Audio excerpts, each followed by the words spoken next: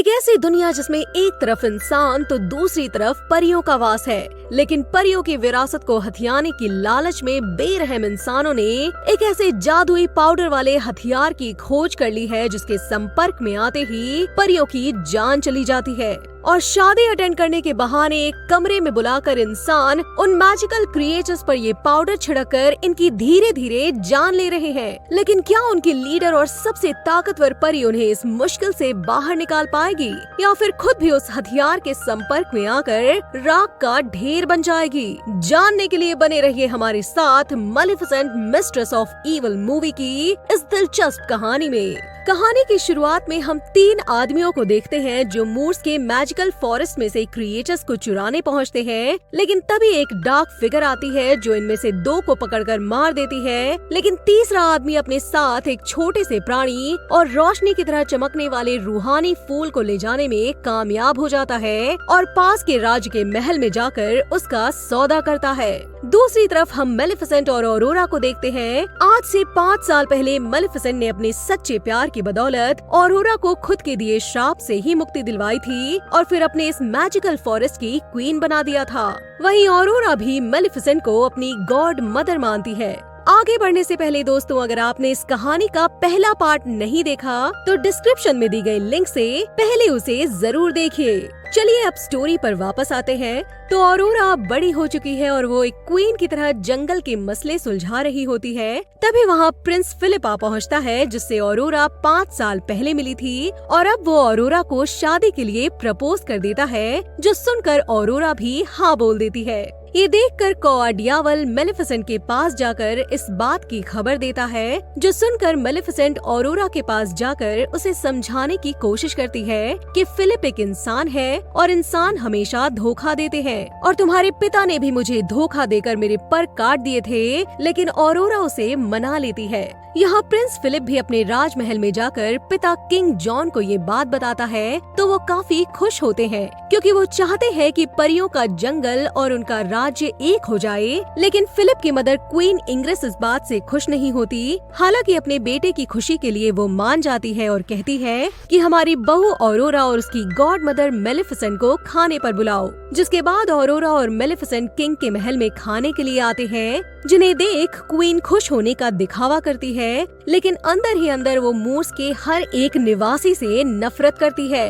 इसलिए खाने के वक्त वो ऑरोरा के पिता स्टीफन की मौत और ऑरोरा के श्राप की बात करती है। वहीं उसका सेनापति भी मूर्स के बाहर मिली अपने राज्य के 2 लोगों की डेड बॉडी की बात छेड़ता है और क्वीन कहती है कि फिलिप से शादी करके ऑरोरा एक बार फिर इंसानों के बीच रह पाएगी। यहाँ क्वीन किसी भी तरह से मेलेफिसेंट को गुस्से में लाना चाहती थी और वो काफी हद तक कामयाब भी हो जाती है और मेलेफिसेंट को गुस्सा आ जाता है, जिससे उसकी बॉडी से हरे रंग की रोशनी निकलती है। यहाँ किंग जॉन के कुछ सिपाही मेलेफिसेंट पर हमला करने की कोशिश भी करते हैं, लेकिन नाकामयाब हो जाते हैं। मेलेफिसेंट के इस गुस्से को देखकर किंग जॉन बेहोश हो जाते हैं। तभी क्वीन कहती है कि ये मेलेफिसेंट का श्राप है, जो सुनकर ऑरोरा अपनी माँ से कहती है कि प्लीज महाराज को जगाइए। लेकिन मेलेफिसेंट कहती है कि मैंने कोई श्राप नहीं दिया। तभी किंग के और सिपाही आ जाते हैं तो मेलेफिसेंट उड़कर वहाँ से भागने लगती है, क्योंकि वो कोई पंगा नहीं चाहती। लेकिन महारानी की वफादार सिपाही गेर्डा मेलेफिसेंट पर एक आयरन बॉल से वार कर देती है, जिससे वो नीचे गिर जाती है। दरअसल मूर्स में रहने वाली परियों के लिए लोहा जहर जैसा था और उसके संपर्क में आते ही इनकी शक्तियाँ भी चली जाती हैं और बेहोश होकर मेलेफिसेंट एक नदी में गिर जाती है और पानी के साथ बहकर काफी दूर चली जाती है। लेकिन वहाँ कोई उसके ही जैसी पंखों वाली शख्सियत आती है और मेलेफिसेंट को उठाकर आसमान में ले जाती है। यहाँ हम देखते हैं कि किंग जॉन एक गहरी नींद में चले गए हैं और सबको लग रहा है कि ये मेलेफिसेंट के श्राप की वजह से हुआ है। तभी फिलिप अपनी माँ को कहता है कि अगर आप इन्हें प्यार से किस करेंगी तो श्राप टूट जाएगा, क्योंकि ऑरोरा का श्राप भी इसी तरह टूटा था। जो सुनकर क्वीन किंग के पास जाकर किस करती है, लेकिन वो उनसे बिल्कुल प्यार नहीं करती थी, इसलिए कोई फर्क नहीं पड़ता। अब ऑरोरा मेलेफिसेंट को ढूंढकर उनसे बात करने का फैसला करके मूर्स के जंगल में जाती है, लेकिन मेलेफिसेंट उसे वहाँ नहीं मिलती तो वो कैसल में वापस आती है और ऑरोरा के घोड़े में छिपकर मैजिकल क्रिएचर पिनोता भी महल में पहुँच जाता है। लेकिन लिक्सपिटल नाम का शख्स उसे पकड़कर डिब्बे में बंद कर देता है। फिर क्वीन इंग्रेस 3 दिन बाद ऑरोरा और फिलिप की शादी है ऐसा अनाउंसमेंट करवा देती है और मूर्स के सभी मैजिकल क्रिएचर्स को शादी में आने का न्योता भिजवा देती है। दूसरी तरफ जख्मी मेलेफिसेंट जब नींद से जागती है तो एक आवाज को फॉलो करते हुए अपने जैसे ही दूसरे लोगों के एक कमरे में पहुंच जाती है, जहां हम बोरा को ये कहते हुए सुनते हैं कि वो इंसानों के साथ वॉर करना चाहता है क्योंकि इंसान हमेशा उन्हें नुकसान पहुंचाते हैं। तभी वहां कोनल आता है और मेलेफिसेंट को परियों की गुफा दिखाने ले जाता है और कहता है कि पहले मूर्स की तरह पूरी दुनिया में हमारा वास था, लेकिन जब इंसानों ने हमारा शिकार करना शुरू किया तो हमें यहाँ छिप कर रहना पड़ा।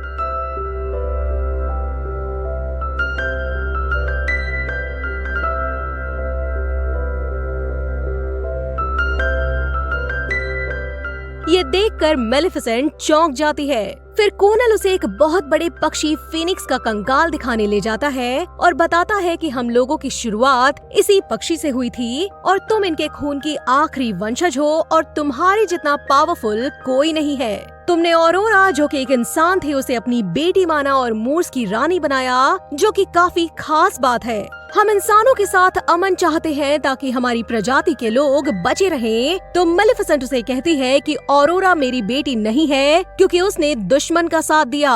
ये सुनकर कोनल उसे कहता है कि अगर तुम ऑरोरा को माफ कर दोगी तो अपनी सारी शक्तियों को अनलॉक कर लोगी और फिनिक्स जितनी पावरफुल हो जाओगी, लेकिन वो इस बात से इनकार कर देती है। यहाँ हम देखते हैं कि कुछ ही दिनों में ऑरोरा कैसल की बंदिश वाली जिंदगी से तंग आ चुकी है, लेकिन सिर्फ फिलिप के लिए ही ये सब बर्दाश्त कर रही है। वहीं लिक्सपिटल इंग्रेस को एक छोटी सी परी पर पाउडर डालकर दिखाता है, जिससे उस परी की तुरंत मौत हो जाती है, जो देखकर इंग्रेस काफी खुश होती है और लिक्सपिटल उसे बताता है कि इस पाउडर को बनाने के लिए मुझे रूहानी फूल की जरूरत है, जिन्हें लाने के लिए इंग्रेस अपनी सेना को मूर्स के जंगल में भेज देती है, जो फील करके मेलेफिसेंट और बोरा वहाँ पहुँचते हैं, लेकिन अब देर हो चुकी थी क्योंकि सिपाही सभी फूल चुरा कर भाग चुके थे। और तभी अचानक से छिपे हुए सोल्जर्स बोरा और मेलेफिसेंट पर आयरन बॉल से वार कर देते हैं, लेकिन कोनल उनके सामने आकर खुद हमला झेलते हुए उन्हें बचा लेता है। तभी मेलेफिसेंट एक शील्ड बनाकर कोनल की रक्षा करती है और बोरा उन सैनिकों को मार देता है। फिर ये तीनों केव आ जाते हैं जहाँ कोनल की जान चली जाती है।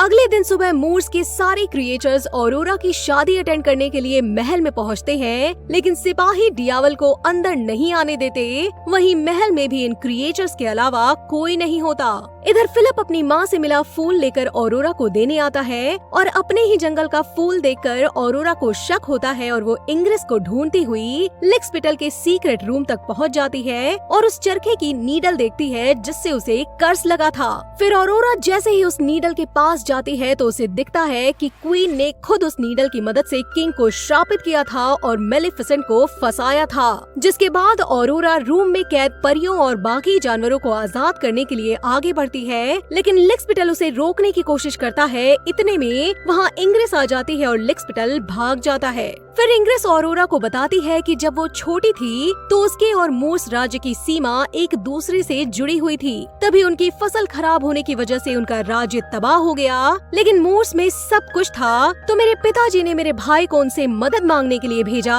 लेकिन उन्होंने मेरे भाई को मार दिया। इसी वजह से मैं मूर्स के हर एक निवासी को मार देना चाहती हूँ। जिसके बाद वो ऑरोरा को गिरफ्तार करवा लेती है। दूसरी तरफ बोरा कहता है कि शांति चाहने वाले कोनल को उन्होंने मार दिया, इसलिए अब जंग होगी और ये सभी गुस्से में क्वीन इंग्रेस के महल की तरफ बढ़ते हैं। यहाँ रानी इंग्रेस ने भी शादी के नाम पर साजिश करके मूर्स के क्रिएचर्स को एक बड़े कमरे में लॉक कर दिया था और अब उस कमरे में मैजिकल क्रिएचर्स को मारने वाला पाउडर छिड़कना शुरू कर दिया, जिससे वो सभी धीरे धीरे मरने लगे थे। तभी वहाँ बोरा की फौज पहुँच जाती है और दोनों सेनाओं में युद्ध शुरू हो जाता है। क्वीन अपने लोगों को हवा में उस पाउडर को फेंकने के लिए कहती है, जिससे परियों की फौज मरने लगती है। वहीं ऑरोरा भी फिलिप को बता देती है कि तुम्हारी माँ को हमारी शादी की कोई खुशी नहीं है, बल्कि शादी के बहाने उसने मेरे लोगों को खत्म करने की साजिश की है और तुम्हारे पिता की ये हालत भी तुम्हारी माँ ने ही की है।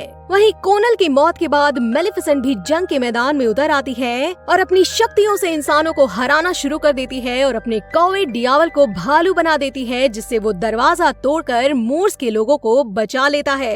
मेलिफिसेंट भी इंसानों की फौज को तबाह कर चुकी होती है और अब वो क्वीन इंग्रिस को मारने के लिए आगे बढ़ती है कि तभी उसके सामने ऑरोरा आ जाती है और कहती है कि आप उन्हें मत मारिए क्योंकि आप ऐसी नहीं हैं। लेकिन कोनल की मौत से मेलिफिसेंट अंदर से टूट चुकी थी और वो कहती है कि मैं आज इसे नहीं छोड़ूंगी। तभी ऑरोरा उसे कहती है कि मैं अपनी माँ को जानती हूँ, वो ऐसी नहीं है। जो सुन मेलिफिसेंट शांत हो जाती है। लेकिन तभी इंग्रिस ऑरोरा के ऊपर उस पाउडर वाले तीर को चला देती है, जो देखकर मेलिफिसेंट ऑरोरा को उस जगह से हटाकर खुद तीर के सामने आ जाती है और पाउडर लगने से वो राख होकर जमीन पर ढेर हो जाती है। तभी इंग्रिस उसे बताती है कि श्राप वाली आधी अधूरी कहानी फैलाकर मैंने ही लोगों को मेलिफिसेंट के खिलाफ भड़काया था और अब उसे कोई याद नहीं करेगा। जिसके बाद वो मेलिफिसेंट के मरने की घोषणा कर देती है, जिससे मेलिफिसेंट के लोग दुखी हो जाते हैं। लेकिन तभी उस राख में एक तूफान आता है और मेलिफिसेंट अपने पूर्वज फिनिक्स पक्षी में तब्दील हो जाती है, जो देखकर रानी ऑरोरा को नीचे धकेल देती है। लेकिन फिनिक्स पक्षी के रूप में वहाँ मौजूद मेलिफिसेंट उसे बचा लेती है और फिर अपने ओरिजिनल रूप में वापस आ जाती है। जिसके बाद हाथ में श्रापित नीडल लेकर लिक्सपिटल उसके पास आता है और मेलिफिसेंट उस नीडल को लेकर हवा में उछालते हुए नष्ट कर देती है, जिससे किंग जॉन का भी श्राप टूट जाता है। साथ ही वो क्वीन इंग्रिस को सजा के तौर पर बकरी बना देती है। जिसके बाद दोनों रियासतें एक हो जाती हैं और ऑरोरा की फिलिप से शादी हो जाती है। आखिर में हम देखते हैं कि मेलिफिसेंट ऑरोरा को अलविदा कहकर फिर से मूर्स फॉरेस्ट में आ जाती है और ये कहानी यहीं पर खत्म हो जाती है। दोस्तों, अगर आपने इस कहानी का पहला पार्ट नहीं देखा तो डिस्क्रिप्शन और एंड स्क्रीन पर दी गई लिंक से उसे भी जरूर देखिए। अपना बहुमूल्य समय देने के लिए बहुत बहुत धन्यवाद और हाँ, कहानी कैसी लगी कमेंट करके जरूर बताइए।